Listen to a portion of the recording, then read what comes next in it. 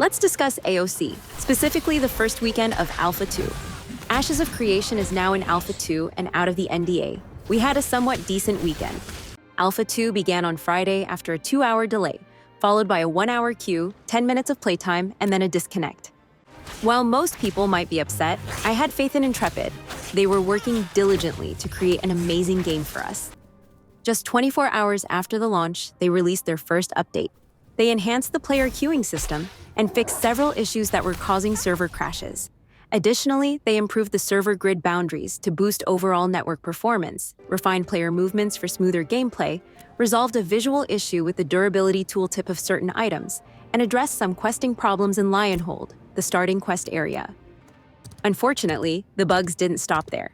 Some notable issues I encountered included the "you can't see me" ranger head while on horseback, the "now you see it, now you don't" inventory bug, the "boy, I need dental work" bug, and the death by drowning bug that occurs while above water. BTW, I found a quick fix for the first-person POV. You just have to hop on that horse of yours. It resets your field of view. I'm glad I figured that out. It happened just after the DDoS attack began. I knew that if I tried to log back in, I would never be able to reconnect. Let's discuss the DDoS attack, focusing on how transparent Intrepid was during both the attack and the entire Alpha 2 weekend. Steven made sure to keep us updated every 60 to 90 minutes. He even shared a blurry photo of their firewall, which recorded 242 million requests in just a 5-minute period. At that point, the team had already challenged 219 million of those requests. Sadly, their heroic efforts were in vain. At 5 p.m. on Sunday night, after 10 hours of battling the DDoS attackers, Steven decided to shut down the servers. Thus, the first weekend of Alpha 2 came to a close. Let's move on from that and take a quick look at the mischief I got into.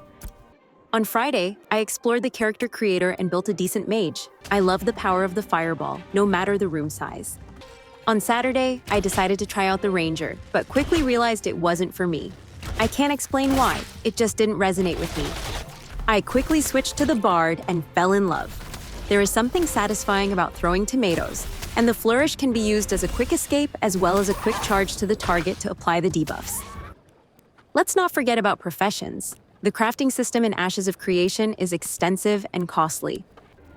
Due to a high number of testers over the weekend, mining and herbalism nodes occasionally seem non-existent.